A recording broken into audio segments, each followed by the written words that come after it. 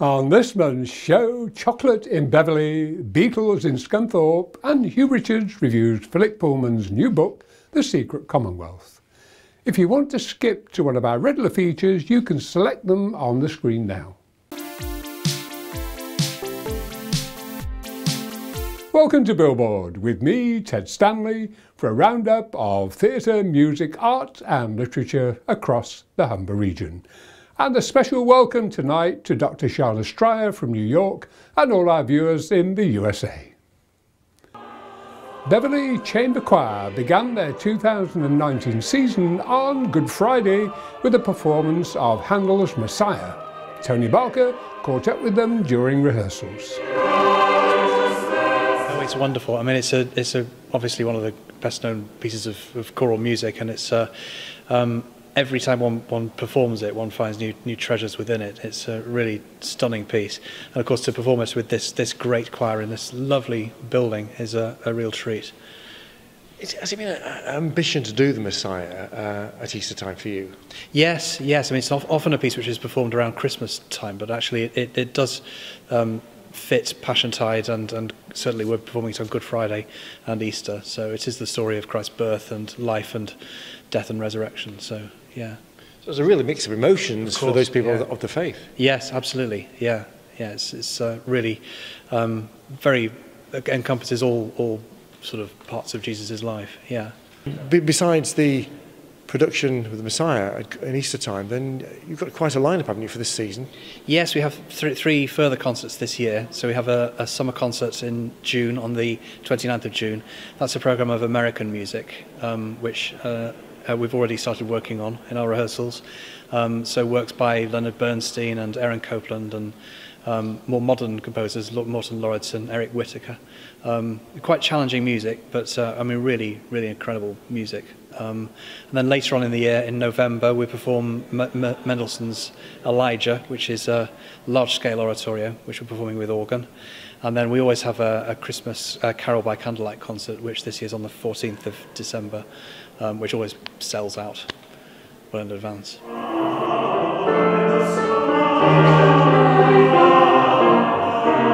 Handel's Messiah is on the 19th of April at St Mary's Church in Beverley. Tickets from the Tourist Information Office or at beverleychamberchoir.org. We've often featured art on the high street on Billboard TV, but Sarah Beasley went to visit a brewery with artistic intentions. Well, someone has to do it. This is Doc's Beers in Grimsby. We're Grimsby's only commercial brewery, and we're based on King Edward Street. You can see the brewing equipment behind me, and I'm standing in the tap room, which is open to the public to come and have a drink from Wednesday through to Sunday. Doc's Beers is part of Axe Home Brewing Company, which is a much smaller brewery in Crowell near Scunthorpe, but most of the team hail from Grimsby, and we wanted to have a brewery in Grimsby because there wasn't one. We're the first brewery in Grimsby for 50 years, since Hewitt's closed 50 years ago. We've got 3,500 square feet of open plan space upstairs, which we're just using as storage. We spent all the money that we were investing in the business last year on the downstairs to get the brewery and the tap room open. But we have this wonderful vaulted ceiling space with fantastic arch windows upstairs, which we think would make a wonderful cultural space for performance and events to take place. So we're in the process of getting planning permission from the council. We hope to turn the space upstairs into what we hope will be a fantastic addition to the cultural scene in Grimsby, with things like live comedy, live music, theatre, exhibitions and other events. And I think it would be another nice addition to all the regeneration that's happening around this square mile. I think in 2 to 3 years it will be unrecognisable and a wonderful place for people to come from all over Humberside, not just Grimsby. Sarah will be making frequent visits to Doc Beers to keep you up to date with developments.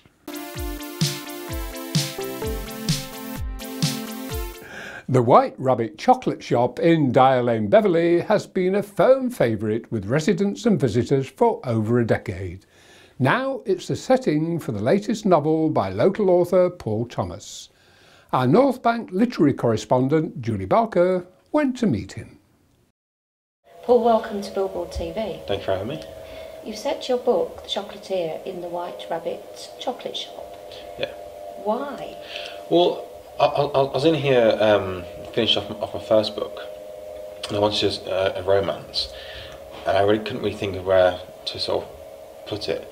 And then I just thought, well, you know, romance and chocolate sort of go together, and I thought, well, if I do it here, there's scope for also a second book as well, because I've sort of altered the layout of the chocolate shop a little bit. Second, I've just left it in the actual bit that just has the actual to sell the chocolates, because if I decide to do a second one, I can then expand, and it gives me something to write about. I'm expanding to have a coffee shop and stuff, and I figured that, you know, it's a nice little chocolate shop that has amazing chocolate, and I thought, well, there's nowhere better to have it, really. The book that you've written, The Chocolatier, is about a relationship, isn't it? It's a romance between Patrick, who's the owner of the White Rabbit, and Becca, who owns a second-hand bookshop. And Patrick he doesn't feel like he can have love, because he spends all his day working, and then one day Becca comes into his life, and they slowly build this relationship. But it's a bit fraught, because Patrick's mother she steps in and wants Patrick to be partnered off with the women that she approves of, which doesn't really end well. And then slowly, Patrick is made to wake up and, you know, grow a bit of a spine, really, and just tell his mum to back off, and then from there the relationship can flourish. The Chocolatier is now available on Amazon. Still on the theme of literature, here's Hugh Richards with his choice of new book releases. I see you're reviewing two masters of their genre this month, Hugh. We certainly do, and we start with a classic. Philip Pullman's trilogy, His Dark Materials, was one of the publishing sensations of modern times. It created a universe, or universes, of strange creatures, talking polar bears, and parallel realities. His heroine, the expert liar Lara Balocca, had her backstory in the Book of Dust Volume 1. Now Pullman has produced Volume 2, The Secret Commonwealth, the story of her life after the events of the original trilogy.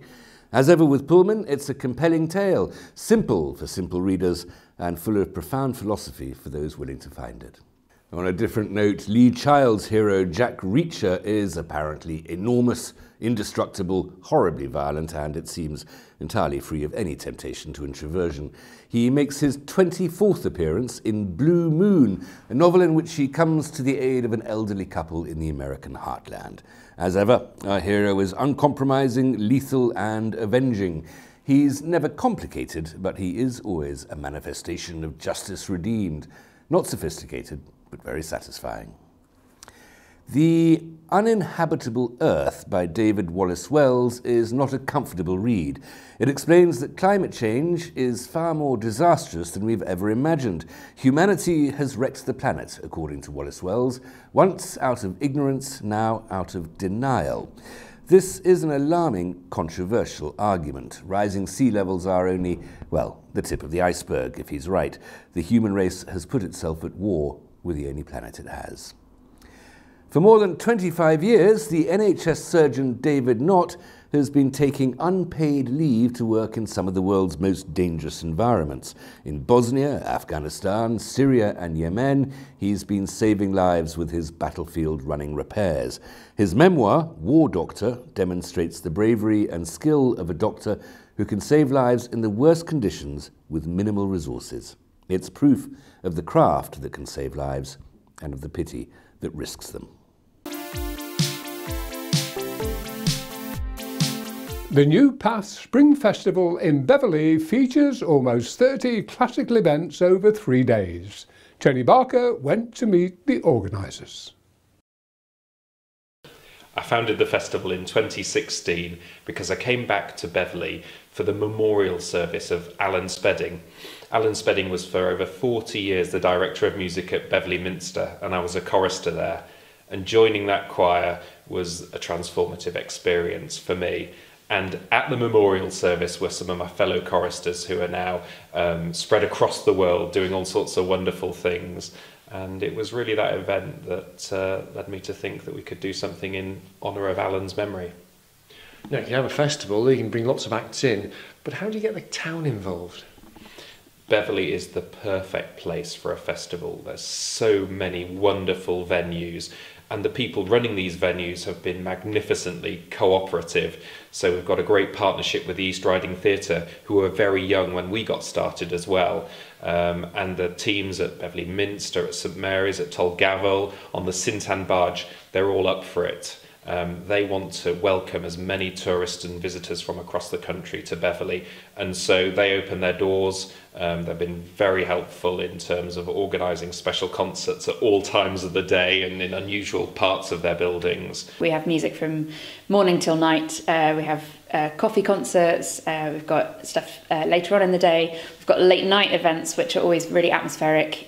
One in Beverley Minster, an amazing piece written in a concentration camp in the Second World War by Messiaen, the Quartet for the End of Time. And that's such profound music anyway, and in that sort of really evocative setting, that will be amazing. That's on the Friday night of the festival. The Thursday night, we've also got a late night concert in St John's Roman Catholic Church, which we used for the first time last year. Beautiful little venue, and that's a piece that's quite well known at this time of year in Lent, Per Galese's Stabat Mater. So really things at all times of day. The Saturday night is a sort of slightly lighter event, maybe. It's movie night at the East Riding Theatre, which has always been one of our favourite haunts. And this is music that's used in soundtracks in a whole range of different films, really well known. Shawshank Redemption, Shine, you know, all of these things, but all performed live. So that's a real sort of gala night on the Saturday. The festival runs from the 4th to the 7th of April. Full details at www.newpassmusic.com.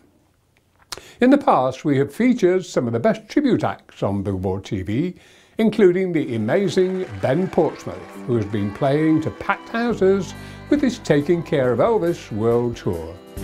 We're caught in a trap. I can't walk out because I love you too much, baby. The Bootleg Beatles are another tribute act who have successfully paid homage to musical legends, and there is a rare chance to see them at Scunthorpe's Bath Hall on Monday the 8th of April.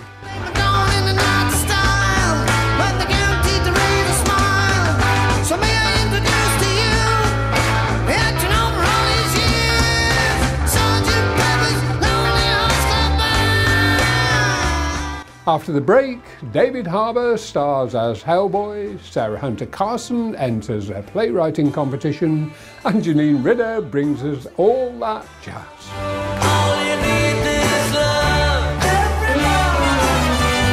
All you need is love, love. Love is all you need. You can keep up to date with the latest entertainment news on our Facebook page, and to make sure you don't miss any of our programmes, go to www.billboardtv.uk, select TV channel and click subscribe.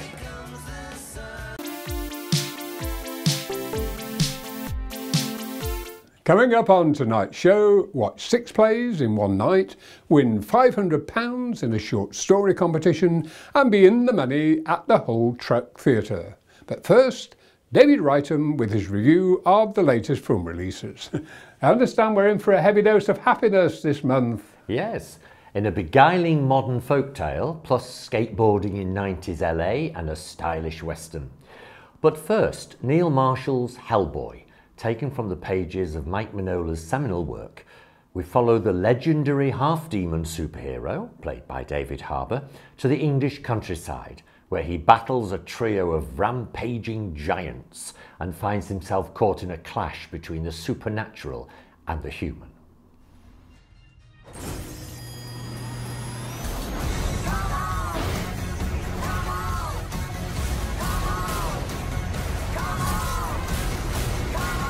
You are mankind's best and only hope. I thought we were supposed to be fighting monsters, not working with them.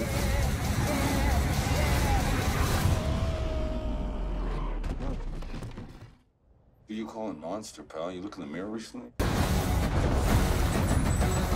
Sorry. You've arrived just in time.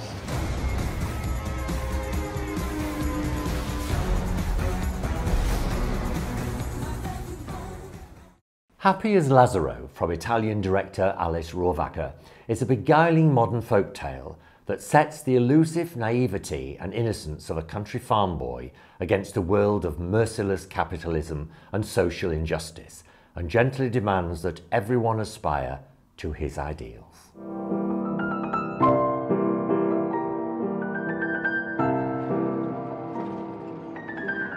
Lazzaro!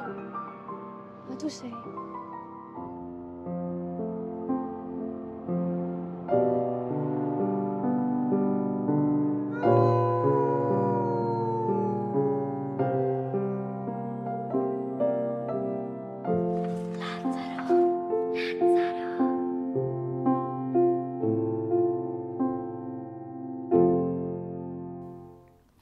Mid-90s is an American coming-of-age comedy drama written and directed by Jonah Hill in his feature directional debut.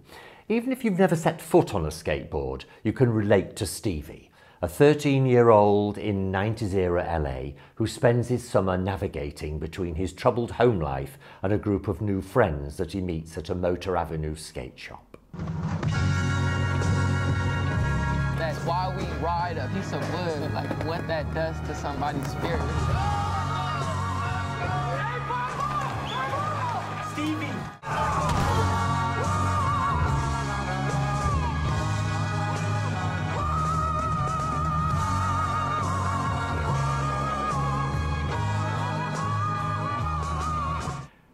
The sisters' brothers, Charlie and Eli, are not natural killers. To Charlie, it's just a job, but Eli yearns for a normal life. An implacable hunt for a gold prospector takes them from Oregon to California on a journey that will eventually unite them on a path to their humanity. What does this worm have that's so interesting? What's the great challenge that all prospectors face? How do I get the gold just beneath my feet? I told you I'm a chemist. Worm has a formula. You pour it in the river, it lights up all the gold. Have you ever tested it? You think it's them? Yes. We're going to have to fight. Is your gun loaded? Eventually, you're gonna get us killed. You're forgetting something. We are the sisters, brothers. We're good at what we do. Charlie!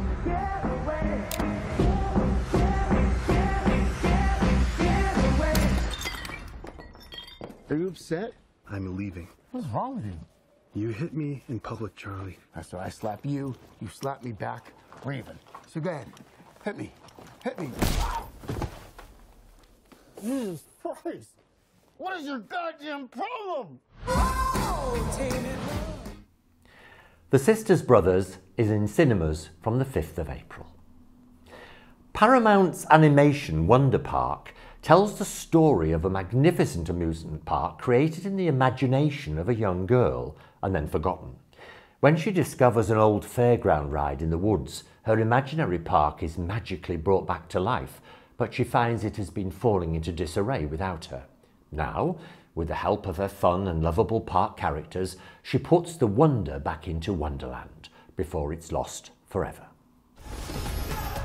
What happened here? The darkness happened. It brought an army of chimpanzee zombies. So cute, but so naughty. It's time to bring the park back to life. Who's with me? We are all with you. Oh no. He's allergic to volunteering. We need backup. Backing up. Beep, beep, beep. Charge!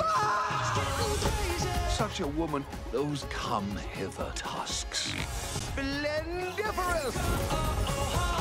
Now buckle up. I am nobody's pincushion. Nailed it.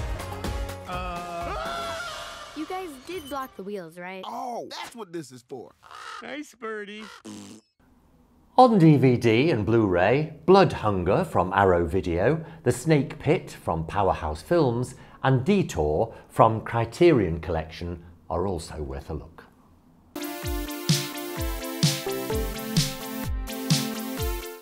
David's new gripping thriller The Dark is at the Parkway Theatre Cleethorpes on the 4th and 5th of April. Tickets from the theatre box office. Also in Cleethorpes, Rough Cuts, the Breakwater Theatre Company's series of playwriting competitions, sponsored by Links Inspire and Hammond House, continues to showcase new writing talent from around the world. Lips moving, skin sticky with heat. Tonight's event is a scratch night, which is kind of halfway between a performance and a workshop situation. We did a call for plays for the scratch night and got over 150, and Andy Evans did an excellent job of whittling them down to 6. There'll be an audience vote at the end of tonight, and the two that are liked the most will each get a commission to write a new 40-minute play, which will be performed in October, again in the Albert Room, and they will get mentoring support from the New Perspectives Theatre Company. Well, I first met David and Rachel over a year ago when they came to Nottingham to talk a little bit about the work that was happening here in Cleethorpes, and particularly their aspirations for the Albert Room, and to see how New Perspectives might be able to support the funding application and the development of work produced locally. As part of that, we're here this evening to see some scratch performances, which the winning entries will be chosen, and through that New Perspectives will be offering some dramaturgical support to develop the pieces into 40-minute plays. A young man seeks admittance to a castle but is denied. The castle's a metaphor. Oh, piss on my leg. No. It's a metaphor for the bureaucracy within a church, office or similar. So I'm a writer, and when I've received dramaturgical support, it's been really useful when you've had a mentor that can read drafts, that can give you provocations such as, tell me what this play is about in 3 words, or sum it up in a sentence. To ask those questions that are difficult to ask. I know as a writer, when I've been in a room with a dramaturg and they've said, we've done a read through and they've said, what is the play about? I've wanted the world to swallow me up and think, what is it about? I don't even know anymore. As a writer, you're working in isolation a lot of the time, so it's a really great opportunity, and I'm really excited as part of the team to be able to support that mentoring. We gave a lot of thought about how to give writers the things they need to help them stay as writers, but also to help them develop as writers. It's quite an organic process that we'll have a natter and find out a bit more about the writer and what their aspirations are. From my perspective, I think that what we as New Perspectives can offer, as well as developing that piece, is to develop, you know, avenues of where they could take that piece. I worry that one day, when I strip all this off, I'm going to find you underneath it. The second scratch night is in March, right? And that's the drama strand of the bid. And then on the first Thursdays of every month, there's poetry events, and we also have exhibitions. I mean, for New Perspectives as the regional professional touring company, it's really important for us to reach out to all areas of the East Midlands region. So we're absolutely thrilled to be working in Cleethorpes. Those chosen for the second round of Scratch Nights include playwrights Sean Davis, a student at the University Centre Grimsby, and our own Sarah Hunter Carson. Kind of hyper-real, if you like, about a man who finds himself in prison or at any rate detained, and quite why, what he's done and what the circumstances are and what his fate ultimately is going to be becomes very confusing. The next Scratch Night is on Friday the 29th of March at 7:30 in Cleethorpes Library. Further details from breakwatertheatre.co.uk. Tickets are just £5 on the door. The 2019 Hammond House International Literary Prize for Short Stories, Poetry and Screenplays is now open for entries, with up to £500 awaiting the winner, worldwide publication for shortlisted entries, and a televised award ceremony to celebrate your success.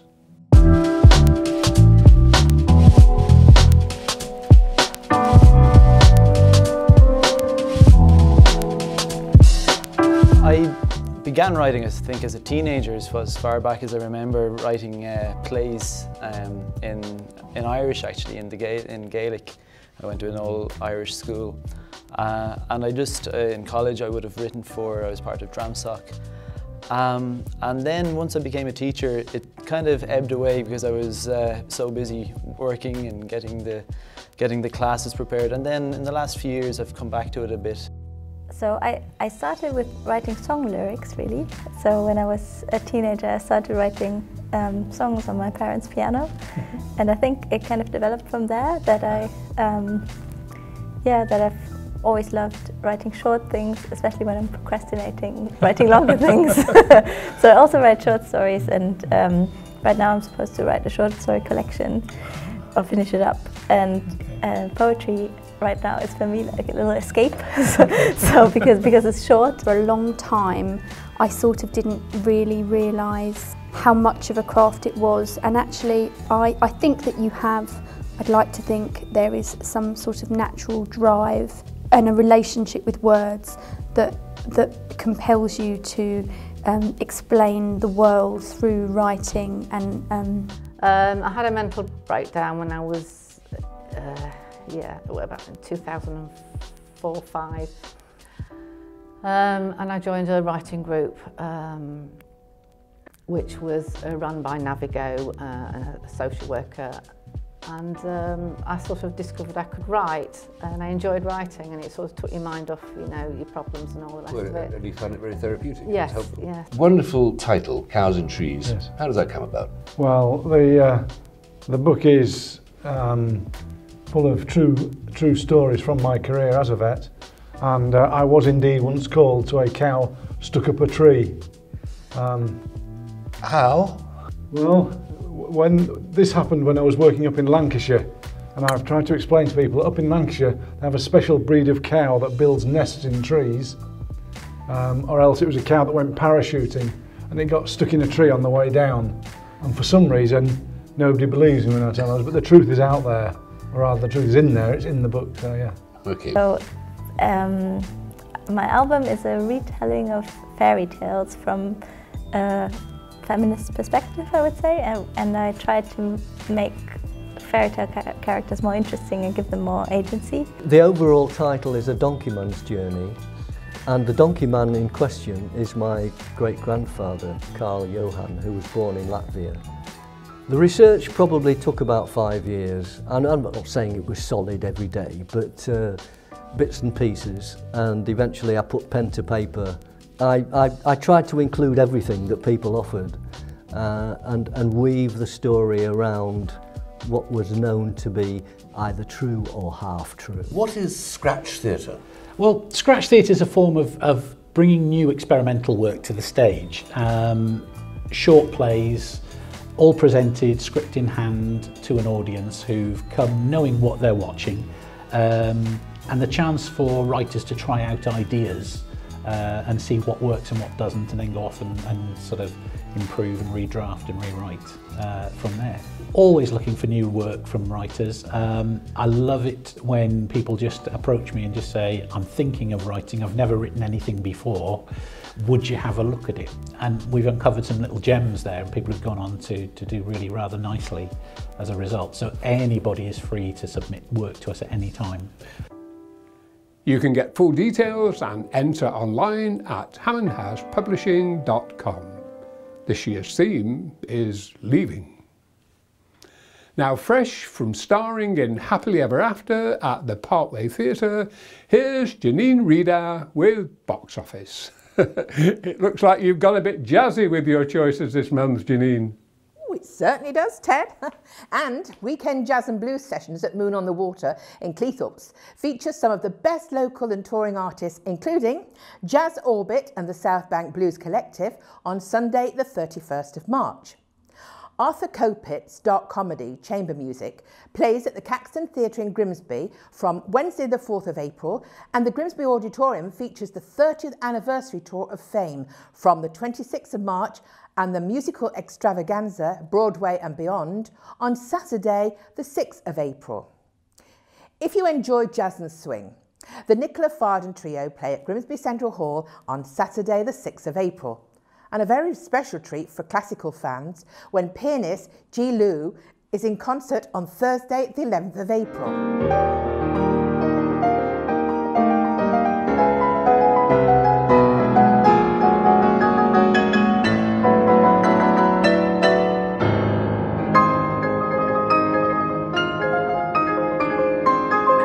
Between a game and a theatrical performance, The Money at Hull Truck Theatre on Friday the 29th of March lets you choose to be a player, a witness, or just watch as the game unfolds.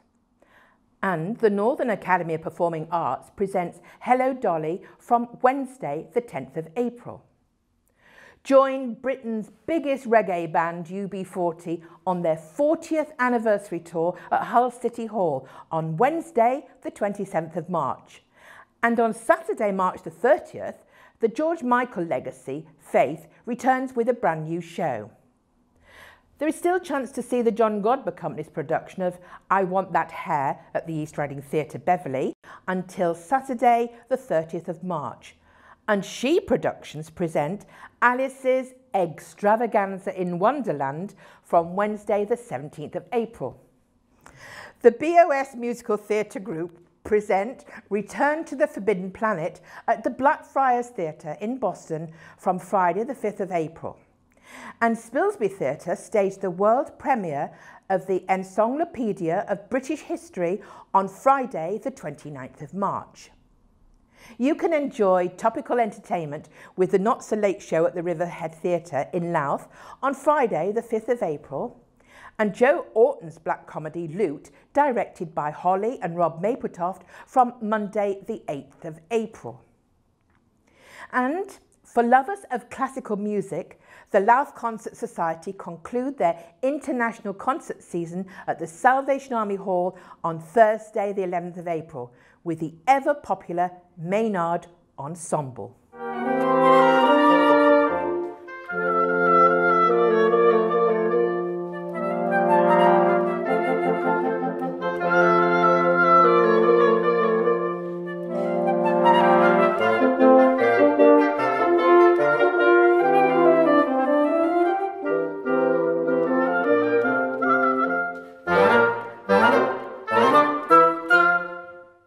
Well, that's almost all for tonight's show. You can keep up to date with the latest entertainment news on our Facebook page. And to make sure you don't miss any of our programmes, click the subscribe button below or go to www.billboardtv.uk. If you would like us to feature your own event on Billboard TV, you can email details to news@billboardtv.uk. From everyone on the Billboard team, thank you for joining us, and we look forward to seeing you again next month for more entertainment news, entertaining guests and great music.